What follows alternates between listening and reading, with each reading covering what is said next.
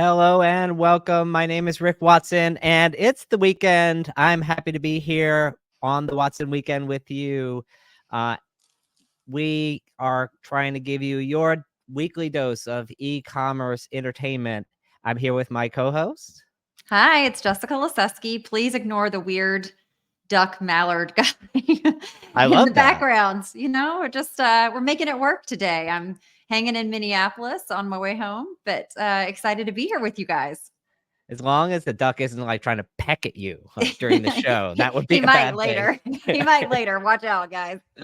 Oh my gosh. As a reminder, we are on a live show here, and so we would love to hear where are you listening from.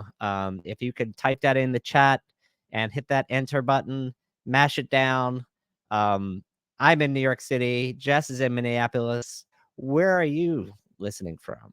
Yeah, let us know. And also, don't forget, you can ask live questions here. Make comments. Our producer, Vinny, will throw them up on the screen. You get your 5 seconds of fame. So, because we're so widely distributed. But yeah, please interact on the show. We love to hear from you. And thanks so much for listening. I think you got some fun facts of the day for us, Rick. Yeah, we have some fun facts for today. To start out with, we go all the way back from 1776. Richard Lee, is a representative from Virginia, moves a direct Declaration of Independence in the Continental Congress. It's hard to remember that we weren't a United States of America at one point. That is pretty crazy. And where was Richard Lee in the whole Hamilton rendition of this? I don't remember this guy, but he was not there. He was not there. And I also not recalling him from my 5th grade history. So what does that tell you? Really sticks with you. He was not in the room where it happened. He was not in the room where it happened. Sure not. Next is, I think, actually a little bit more valuable historical stat. 1982, Graceland, Elvis Presley's home, is open to the public. Jess, have you been to Graceland? Gosh, I have not. I've been to Dollywood. So disappointed. I know. Isn't that sad? It's got to be on my bucket list at some point. Dollywood is really fun. If you guys haven't been on, do you have a favorite Elvis song? Don't Be Cruel. Oh, Don't Be Cruel is good. Yeah. I like, Blue Christmas is always a go-to around the holidays. Blue Christmas. Also, I Can't Help Falling in Love with You. That one. That's Fools a Rush classic. In. Yeah.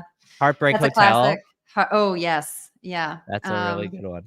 So, I got an Elvis impersonator from my father-in-law's 70th birthday. It was a big hit. Big hit. I love it. Yeah, I can imagine that would be a big hit. On the show today, we have a whole bunch of interesting topics. We're going to get to the headline hangover in a second, where we're going to talk about the news of today. Our guest today that we're going to bring on later on is Vince Santo, who spent a number of years in the agency business. We're going to talk about the state of the market, platforms, the Celtics, his weird running ritual. We'll get to that in a minute.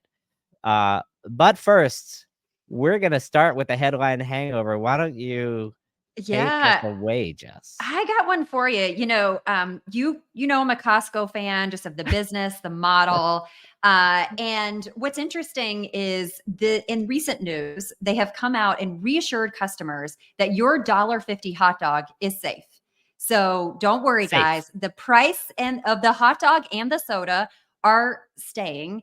It was a big to-do. Everyone on social media was going crazy, hand claps, raise hands. It's all very exciting. And we all know that this is a big traffic driver for them. They sold nearly 200 million hot dogs and soda combos last year. Yeah. And we wanted to show you a little bit of data here, because while the rest of the world is experiencing dogflation in your hot dog prices rising, again, Costco, not just with the hot dog, but your soda, keeping it tight at $1.50, which is pretty exciting. I didn't know if you knew this, Rick, because the rotisserie chicken is also a big deal for them, right? Like, brings traffic. I used to have a saying when I was at Spoonflower, like, hey, what's our chicken? Like, what's the thing that's going to get people in the door? Let's just throw it out there. So, they actually are so hell-bent on this strategy, like doubling down on like getting people in the door and keeping that price. They bought a chicken farm. So like cut That's out the amazing. middleman. Did you know I that? love it. No, I did not know they had their own chicken farm. That's pretty hilarious to me. Question for you and the audience. How many Costco hot dogs have you eaten in your lifetime? Oh, in my lifetime, man, I hit that pretty hard growing up. Being a farmer's daughter, that's Sunday lunch right there. Zero is my answer. 0 is your answer? Yeah, it really Well, is. actually, but we weren't caught. We were Sam's Club for a while, so Yes. we just actually Um, ate by the samples. that's hilarious. All right, what you got up for next for us? Next in on if you had Shein on your bingo card at 6 minutes and 12 seconds, then you would be the winner. Shein is actually challenging eBay by introducing a resale exchange marketplace in Europe, starting with France soon. Essentially, eBay has this feature, and I've seen other marketplaces have this feature. If you go into your order history, and of course, people buy a lot of crap, like literal crap on Shein, you can go in and say, like, oh, I bought these 1,000 things in the last 2 months. I click on it, and then I can sell it back through the Shein exchange, and someone else could sort of like, do you call it there's a term called Recommerce, re-gifting, re-commerce. Sometimes it's called re-gifting. I call this re-crapping. relove. So I just didn't know that Shein clothes would last that long. That is a fine point, my friend. I mean, I don't know, guys. Like, Drew Barrymore, who we all know is the fairy gift godmother of Etsy, I don't think she would approve of this method because we know that those things that you get at the end of the day from Shein are going to fall apart. Minimal lead, as the Right. SNL skit Minimal said. ed. You guys haven't seen it; it's hilarious. Minimal lead, and then secondly, that thing is not even meant to last a wash. So I don't know how you're loving this item. You're not re-loving it. You're throwing it out, and it will still end up in the wasteland here. So Yes. that's pretty crazy. Why don't you Yeah. take us into Father's Day, which is coming Oh, soon? yeah. So Father's Day is coming up. We would love to know because I'm still searching for gifts for my dad. I don't know if you are, Rick. So if anyone has good gift ideas, please drop them in. Let us know. But Father's Day is coming up, and our friends and probably major fans of the show at NRF have laid Ooh. out what they believe is the projections, which is to be record setting 22.4 billion this year. They did a survey with NRF did a survey with Prosper Insights and Analytics. It's the second highest figure in the survey's history. And what's interesting is it's following what they say is a record-breaking Mother's Day projection. We have not seen the final numbers of Mother's Day, and this doesn't break out what the projections are going to be. Inflation versus actual spend. So, do we Got it. still think that consumers resilient? I don't know. I'm going to call not so much on this one. Yeah, calling BS on this one. What recession? Me worry. NRF is like seems to alternate between like we're all gonna die, and people are stealing all of our stuff from our stores, but the economy is great. Consumers So resilient. buy some We stuff. We're are all resilient. set.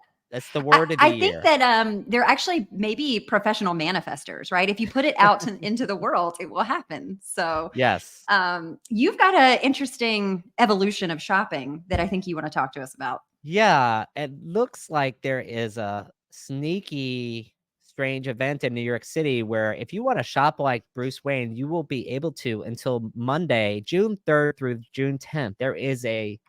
Now follow me here. There is a hidden New York mansion that the location obviously is not known. You don't know what's going to be in when you get inside. You don't know how to get invited to it, and you don't know how to buy things once you're in there. So, is it? Interesting. Yeah, so it's interesting because like Warner Brothers has been trying to tap into shopping in a variety of different ways. I actually remember back in my old days at Channel Advisor, selling Warner Brothers on Yeah. their store and setting up an e-commerce experience for them. So yes, they have been trying to crack this nut for a while. What's interesting to me is there is no Batman summer movie coming out. This isn't like No. tied to anything. This is just rando speakeasy influenced come shop here, but you don't know what's in there. Are you going to hit it Yeah. up this weekend? If I can find it, I don't think I'm on the A list. This is almost like that bar, and there's a bar in New York City called PDT. Please don't tell. And you can't like get in, or you have to like go in the back of the phone booth and like hit on the door twice. I've never been in there either. Just like I've had no hot dogs. Yeah. Okay. Well, there's also, I just read about a Swiftie speakeasy where you go in and it's just for Swifties and they only play Taylor Swift music and you just get to Huh. have your love fest with Tay Tay. So Oh, that that's one is, nice. mhm. Do you have to give up your bracelet to get in? Yeah, actually. You have to have at least 18 friendship bracelets to get in the door. I love that. All right. So I think we've got one more thing for you. Is the tipflation story. That's right. Yeah. So have you heard of this, Rick, where there was a TikToker who has had, 1.4 million views on a video where he's like, if I stand up, I am not tipping you. If you do not deliver your food to me, I don't tip you. If you hand something over the counter, I don't tip you. But in this world where everything has gotten so Yeah. digital, do you have the guilt of like not hitting the tip button when you're going I in a quick serve restaurant? zero guilt. Zero guilt. I mean, Okay. literally, I lived my whole life, which is pretty long at this point, and I never felt guilty before now. And so, just because you put a new screen in front of me, and it's almost like, imagine it if you were a server, and as part of going around, it'd be like church. You pass the basket, like you know what I mean. Like you bring the collection plate as part of like, hey, here's your apps, and by the way, here's the tip jar. Yeah. Well, when people paid with cash, like the extra change did go in the tip jar. So maybe they're just trying to bring it back. Yes, they Bada are. bing, bada boom. So Bada also bing, let bada us know, boom. do you guys get tip guilt? I got to admit, I do. Like the person standing across there, I'm like, sure, I'll throw you a 50 cents on this order. Well, Miles Thomas has this here. If you stand up at a cafe in Italy, you don't tip. But if you sit down at a table, you do. That's kind of what I would think Yeah. most people believe. That's probably what the rules should be, but we are a far cry from that. Hundo P, my friend. Yeah. All Hundo P. righty. We are done with our headline hangover. And next up, we have our guest, which I am super excited about. I have gotten to know Vince more and more over the past year or so. He is currently the CEO of a consultancy and agency called the Maze Group, but he has, more or less legendary status in the e-commerce space, particularly in the consulting and agency side. He going back to 2011, he was brought in to be president of a large agency called Media Hive, which started at ATG Oracle, went into Demandware, and now he is CEO of Maze Group. He spent 25 years really at the intersection of strategy, design, and technology, and he has the world's strangest running ritual. Ladies and gentlemen, welcome Vince Santo. Hey Then, guys, happy Friday. yes. So And by the happy. way, I do have tip guilt. I'm Italian, so I'm all full of guilt. So tip guilt, yeah, I'm a fool for that. Well, I think somebody mentioned, that their families in hospitality. I was a waitress. Like the struggle is real. You're not making a lot of money. So I don't know. I always feel like, yeah, throw them another dollar or whatever. Exactly. Yeah. Definitely. Yeah. Definitely that's the point. That's the point. So we have been hyping up this run ritual. Can you just start with telling us about that? What Sure. you do? So years ago when I was marathon training, we have a house up in Hudson and it's in the middle of nowhere. So there's horse farms, there's other types of farms. So I'd get up in the morning for my long run and I would have a Bailey's coffee.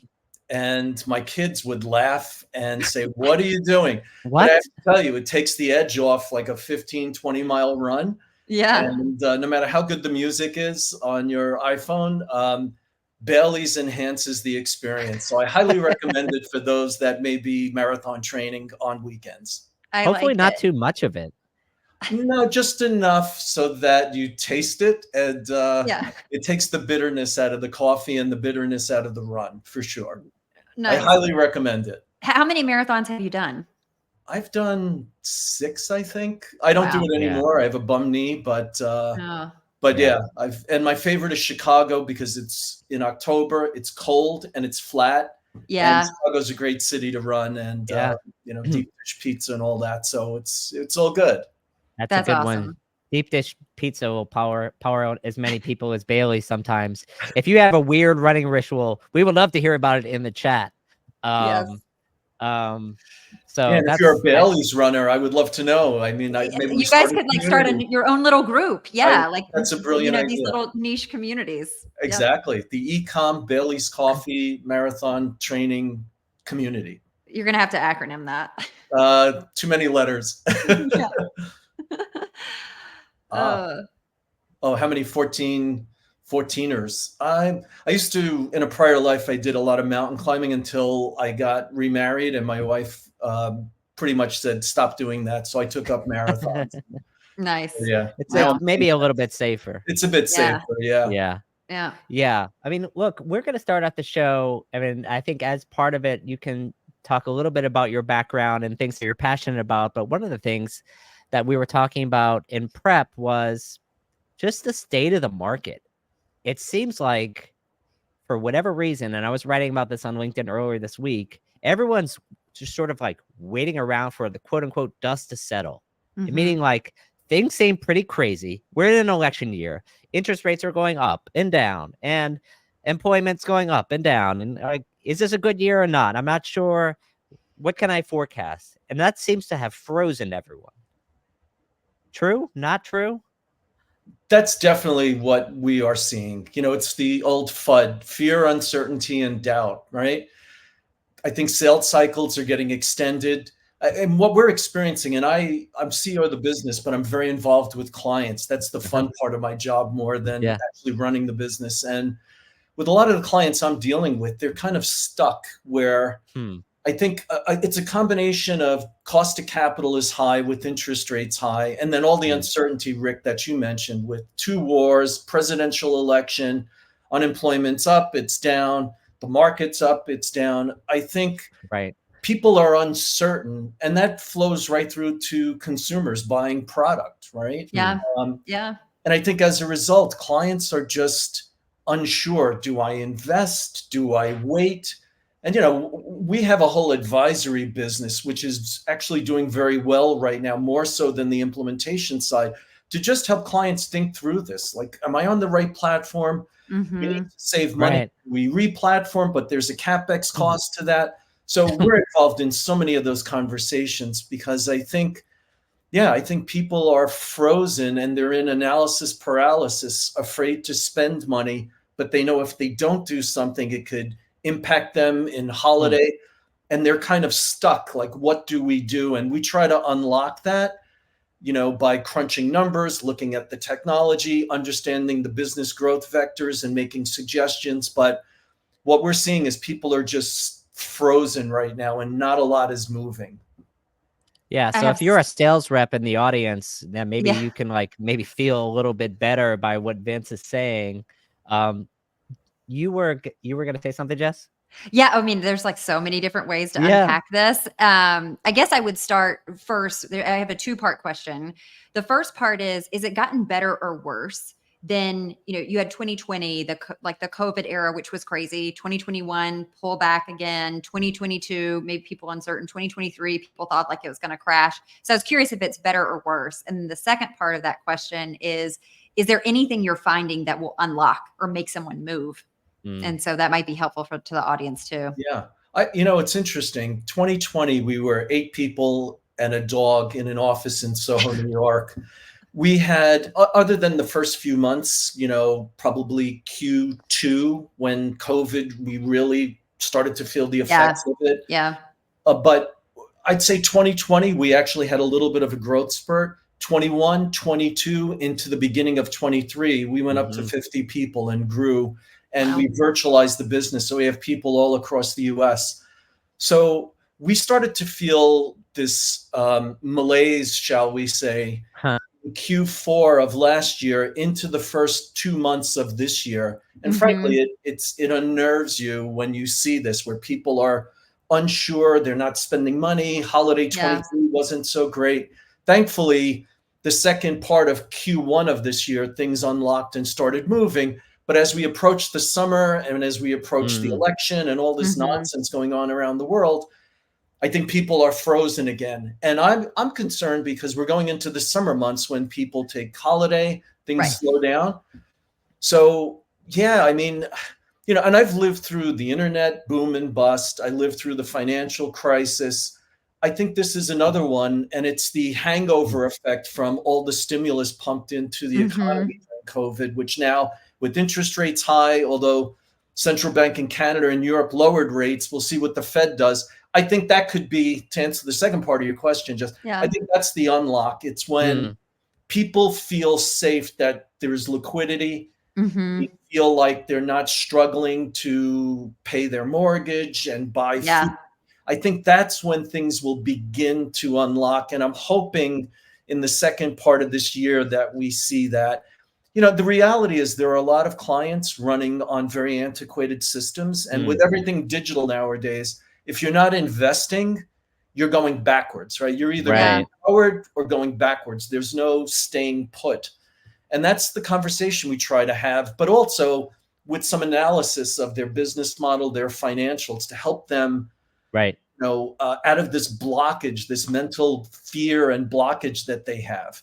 And frankly, if you look at history, these are the times to actually, if you can afford to invest, start investing in things, because eventually we will come out of this funk. And when we do, are you positioned for growth, or do you have to start from square one, which you're behind some of the smarter competitors that did invest?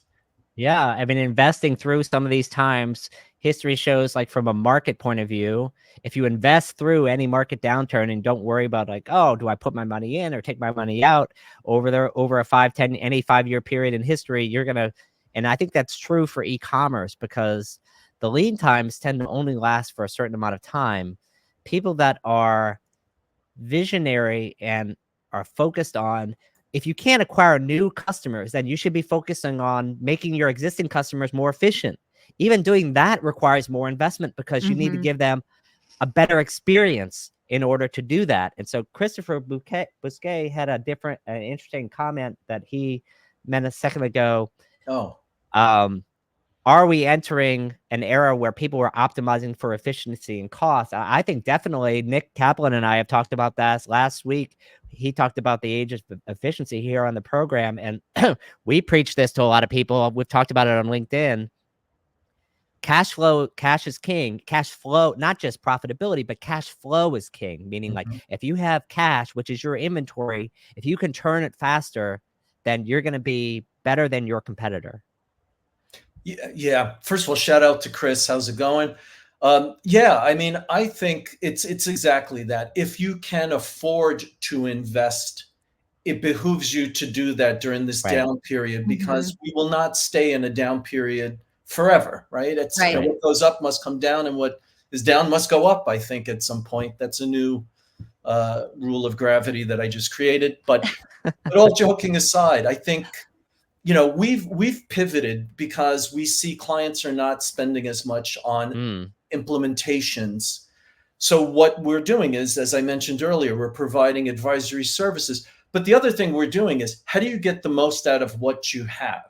So we have a whole team that does not just conversion rate optimization, looking at analytics, but we look at existing commerce businesses through the lens of site usability, Lighthouse scores, site speed, merchandising. Are you really merchandising in an effective way to really eke out as much as you can with what you have, with a smaller investment versus a big capital investment to re-platform?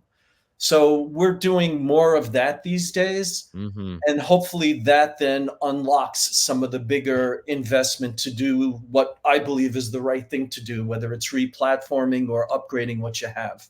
Yeah. People know that I say this a lot, but I think there's also a lack of focus on the fundamentals, and there is a lot to unlock when you can get a couple basis points of, improvement in cart abandonment. Or if you look at your funnel and you find new customers coming in through MWeb or dropping off in this space. Like, it is going back to that core element of how do you optimize and drive e-commerce in understanding your customer. Like, I do think sometimes people are like, oh, what's a customer going to do? Well, you have a customer already. How do you just create a better experience for them versus worrying about what are they going to do in the future?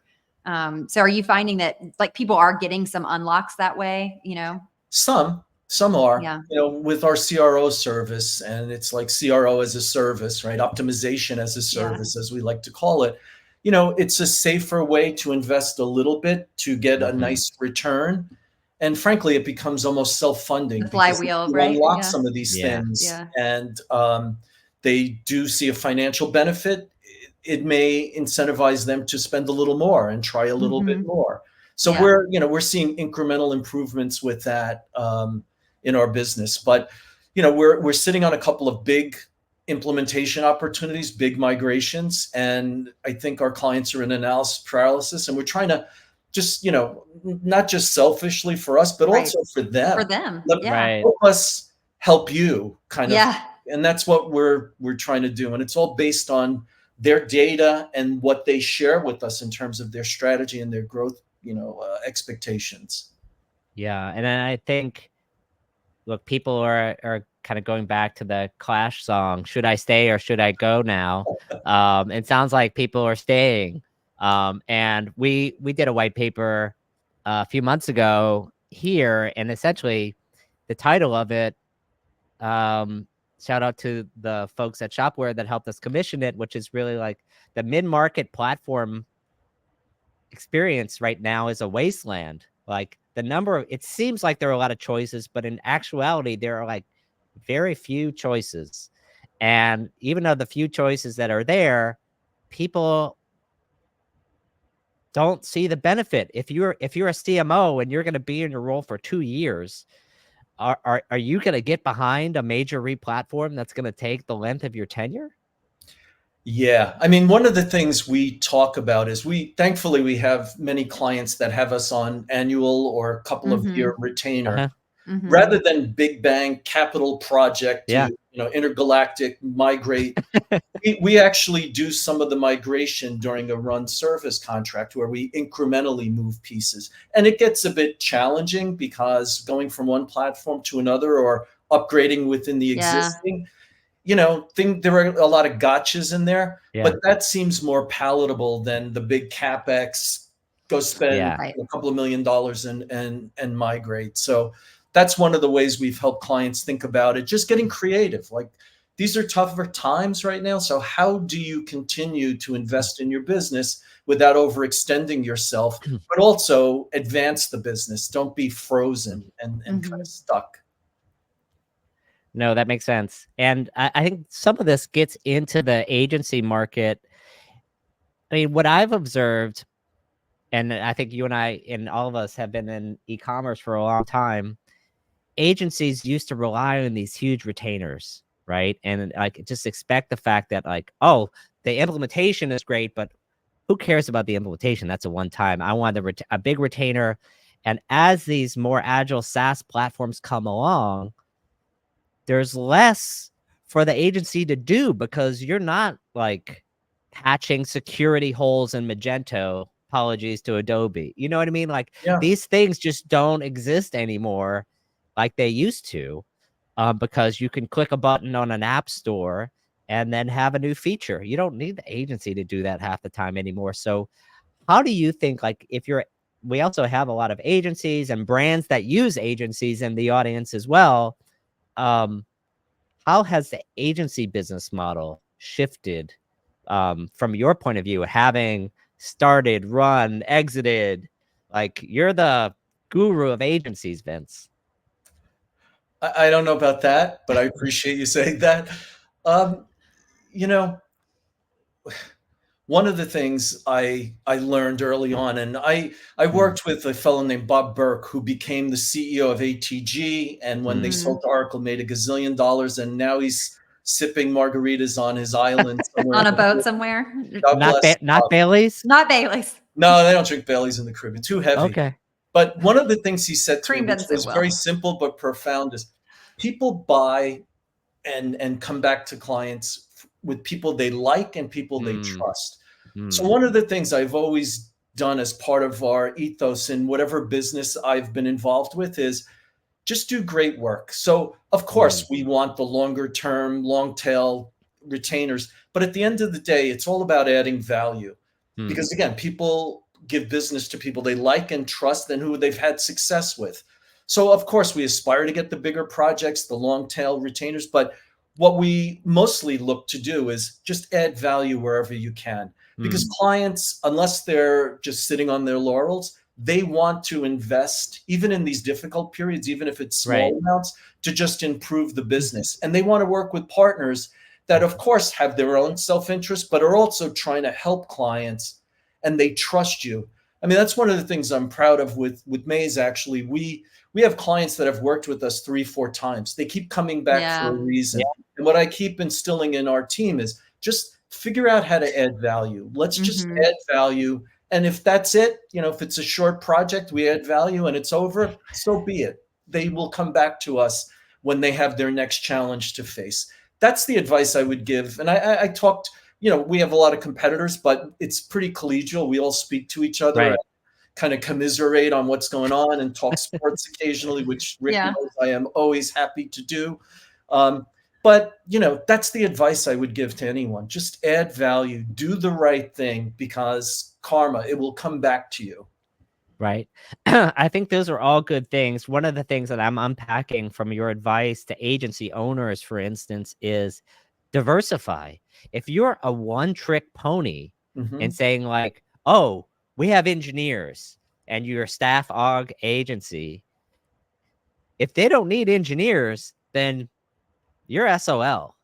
Totally. One of the things that I kind of pride myself on, and this is probably why my glasses keep getting thicker and thicker. I'm a voracious reader. I read everything. I'm up early reading before the day starts. And then at night, if I'm watching a game, I'm getting bored. I start reading things. Yeah. We keep our finger on the pulse of what's happening out there. And we try to read the trends and then invest a little bit ahead of the curve and try things out. Like right now, the big buzz is Gen AI, and now the FTC and the Justice Department are going to be going after the big guys, whether it's, the acqui-hire at, Microsoft, whatever. But look, AI, we're still in the very early innings. It's an area we're beginning to experiment with Copilot and some other areas of our business. But, I think, the other thing, and I say this to prospects and clients and frankly, partners, I've been in technology forever. I could probably count on one hand the number of clients that actually have their act together with data. Have all these silos and business has grown up and they bolt on different pieces. Yeah. AI is useless unless you have clean data and you're building models that leverage clean data to make smart business decisions. And I think that's an area of growth, just in an advisory capacity, helping clients figure out how do you clean up your data. And by the way, when you finally get to that point, what do you want to do with it? How is it going to improve your business and grow your business and make you run more efficiently? So that's an area we're experimenting with. And again, keeping our finger on the pulse. I keep saying to my team, and all due respect to all the other commerce platforms, but for the last few years, I've always been saying it's a 2-horse race between Salesforce and Shopify. Depending, you can see who's in the pole position. We could debate that for another Watson weekend, which will probably be a Watson quarter, not weekend. Yeah. So much to unpack. It's a cage match. It's a cage match. But that'll be our first conference. It could be. With Bailey's coffee served in the morning. But I got you. Yeah. How's that for a concept? There we go. But I think it really is a 2-horse race by now. And there's VTEX, which is one of your sponsors that I know is very successful in Latin America, looking to break into the US market. They have an interesting platform. Travis, my friend, I know is a big commerce. It'll be interesting to see. But it's really those two battling it out right now. And they're both very good platforms. I have my opinion of one or the other, but I think that's where the action is right now. And it's not just the platform, but it's the surrounding ecosystems associated with it. And Yeah. how do you really eke out value with not a lot of investment until things really open up and capital starts flowing again? We have a lot of those conversations going on as well. And it'll be interesting to see how this plays out this year into next year. Yeah, I love that you're saying that, because that to me goes back to a fundamental element. If your data is bad, like you can't run segmentation well, you Right. can't do personalization well, you can't, triangulate between all of these various channels that are driving. There's Right. just so many different downstream impacts. And do you find that like people are cautious about even how they use the data because they're scared of like privacy? Different states have now their own versions of privacy laws. We know EU and GDPR. People are struggling with that still continuously. How do you think about that in part of the advisory? Are you helping people also understand what they can and can't do with it? It's funny. About a year ago, when people really started buzzing about AI and Mhm. ChatGPT, LLMs, I probably spent the first half of the year speaking weekly with our attorney to just understand, like, Yeah. how we Yeah. What do we do? experiment with this without crossing the line on PII and everything. Right. And Right. we're beginning to see now with the government Mhm. intervening. There's all this fear that AI is going to take over the world, and they got to put a clamp on it. I think what we tell our clients is, I would identify an area in your business where this could add tremendous value.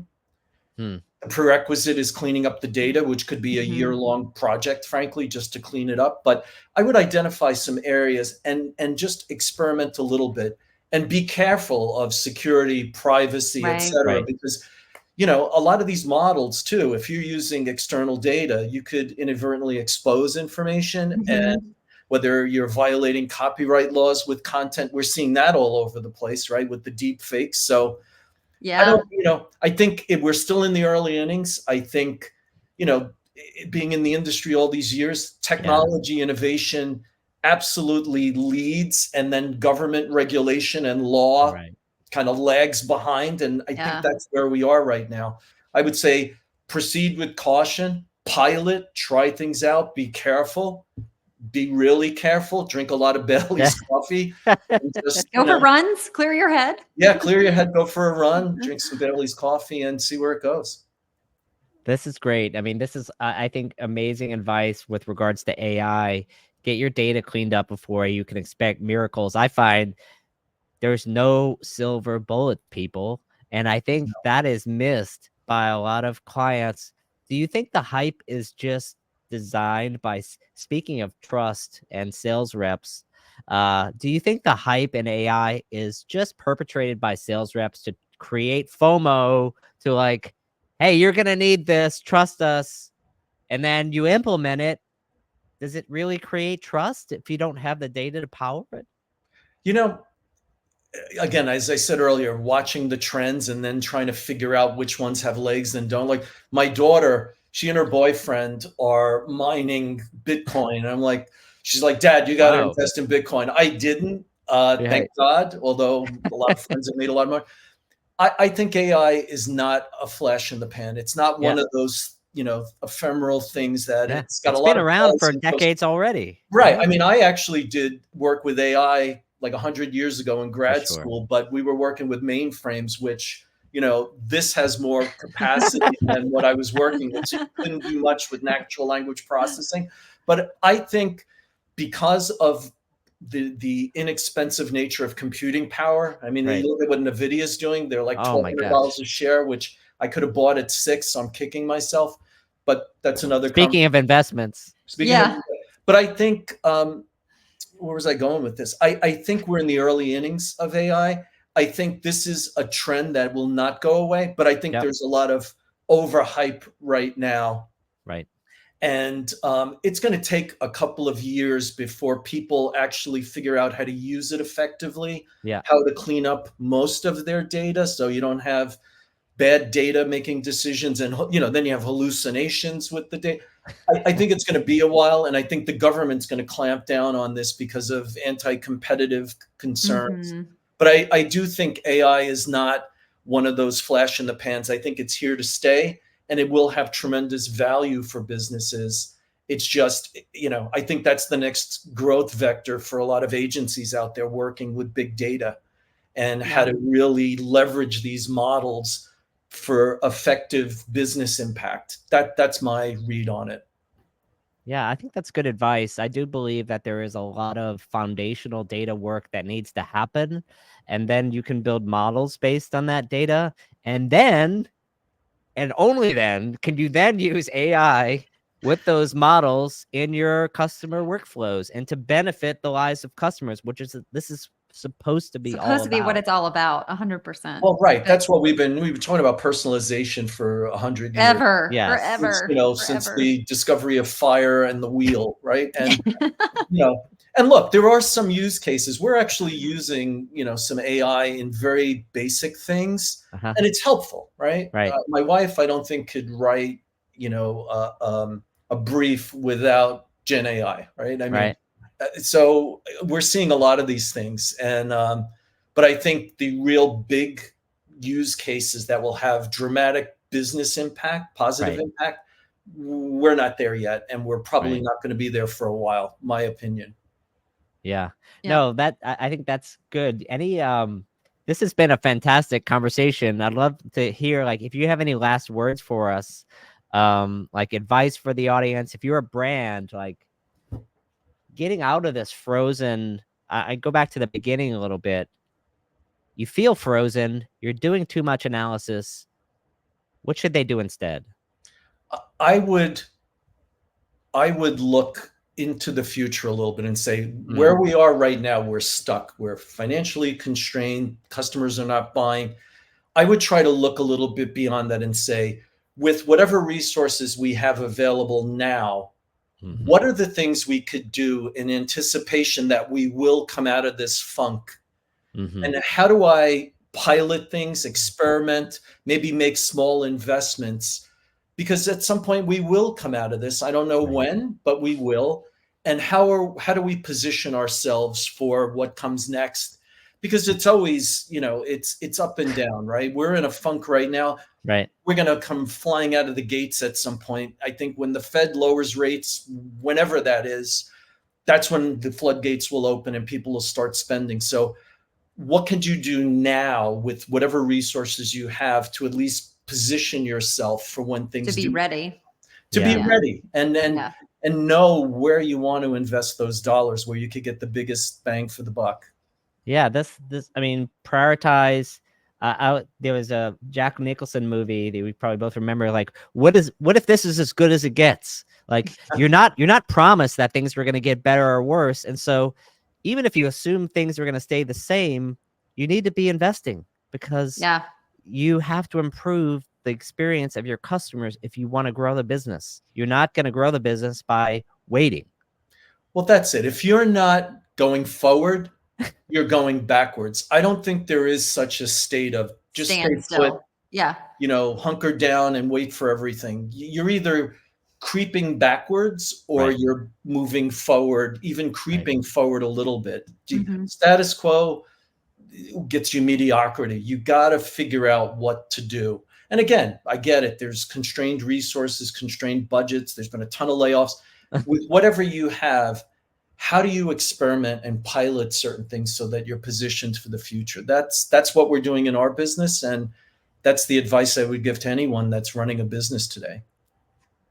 Oh, that's a great place to end. And actually, we could take it into our next segment, actually, which is what's happening with the consumer. And the consumer, we've heard this phrase YOLO for so long, and it is yo no territory. And Oof. people are really scratching their heads. They actually cannot understand why. Why are we in this state? And so there's been some data that a friend of the show, Hendrik, shared with us around a Sherwood News synthesis of the Harris and Guardian survey on the economy, which talks about why this consumer is defying what economists feel is a good economy and like you should be happy. So they ran this poll, and I want to run a couple of data points by you. 3 in 5 Americans believe the economy is in a recession. We are not in a recession. We haven't been in a recession since 2020. So think about that. 49% think the S&P is been down for a year. It's up 12% year to date. And that's coming off of a year where we ended 2023 up 24%. So kind of let that settle in. And 49% believe that unemployment is at a 50-year high. We just got the jobs report. It came out. So we actually are at a 50-year low. So yes, unemployment ticked up in this latest jobs report, but the jobs report blew out expectations. It's 272,000 a month, up 165,000 from April, and well ahead of what was the consensus and the forecast that it would be at 190. So that's kind of another myth busted. And again, these economists are like, what is happening with the consumer perspective? Like, why are they just not able to get over this? And so we've got a couple of data points to show you, Vinny, if you don't mind firing up. So, that's kind of the story here. Like, we've outgrown our G7 peers. And so if you look at these other nations, we're performing much better than these other economies. And then we're going to go to the next slide, which really just kind of talks about where the perspective is. Inflation is top of mind by far for Americans' top concern, and they're hearing about it, right? But inflation in the minds of the economist it's down, right? If you saw it at a high, the hot dog price. It's the hot dog price. So let's go to the next one, because this really is what I think where the economists are disconnected from the reality of what's happening with consumers. Look at these changes since 2020. You've got insurance, gas, energy, shelter, medical, personal, food away from home, AKA your McDonald's, your Starbucks, your Starbucks. Starbucks. Yeah, that's fine. Your Starbucks, your cars and trucks. Well, yes, that's come down a little bit, but still look at it over time.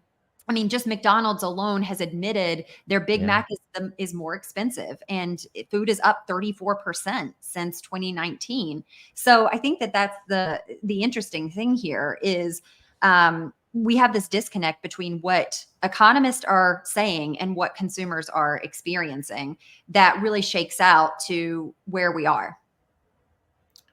Yeah.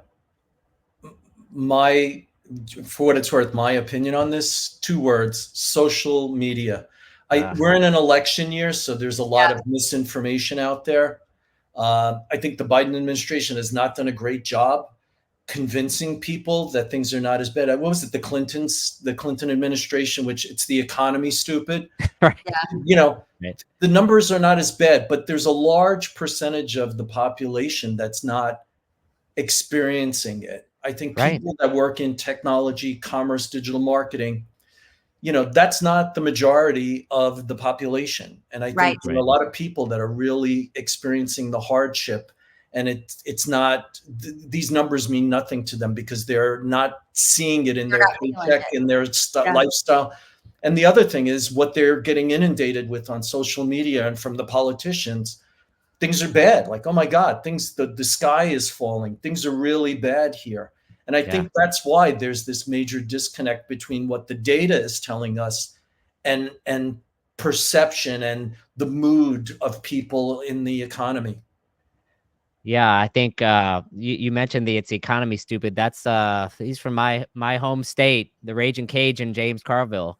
And I think essentially what a consumer experiences in their day-to-day life is extremely disconnected from what happens on CNBC or Bloomberg or the front of the Wall Street Journal. Yeah. None of this stuff is connected. No. And we have another, kind of tied to this story, Sezzle and Vallarta Supermarkets announced this partnership where now you can do buy now, pay later in the stores. Already a third of Americans use credit cards to buy their groceries. I guess it's not that different unless you kind of think about buy now, pay later as the devil's cousin of I mean, I don't know. Like, is this a safe play for letting customers continue to buy groceries on buy now, pay later? I mean, that's the scary thing. Another stat that I was looking at is people that are in debt with credit cards credit card debt is rising, interest rates are rising. It's a vicious cycle, right? Because you're borrowing to buy staples, interest rates are high. How do you get ahead of that? So there's going to be a hangover effect when the Fed starts to lower rates and, you know, there's some stimulus in the economy. There's going to be a lot of people still paying down debt, which is going to be a big problem. So the buy now, pay later, I don't know. I think it's just kicking the can down the road, because at some point you have to pay it back. That's the YOLO. That's the YOLO mentality. That's the YOLO mentality. Yeah. Yeah. So I know it's supposed to be the happiness index, guys, and I'm sorry. We got to come up with something else to end on. I guess this is why we dance off of the show. But yeah, I think that this will be a thing to watch, and it will be interesting, to your point, Vince, like what the Fed now does with this latest jobs report. Employment did tick up, which is why the markets are kind of lukewarm on the news as of today, but remains to be seen. We will eagerly watch and continue to predict. Yeah, that's amazing. All we can do. That's right. All we can do is all we can do. Hey, but we're moving forward, not moving back. Yes, we're moving forward. It will change. It's just be patient. It's going to take time. Yeah, I think the word of this episode is courage. For you to be able to see through the fog, you actually have to have courage that there's light at the end of the tunnel, and that light is not an oncoming train. Yes. Well said. Now we dance, Vince. Here we go. Exactly. Thanks, everybody. Coffee. Yes. Coffee.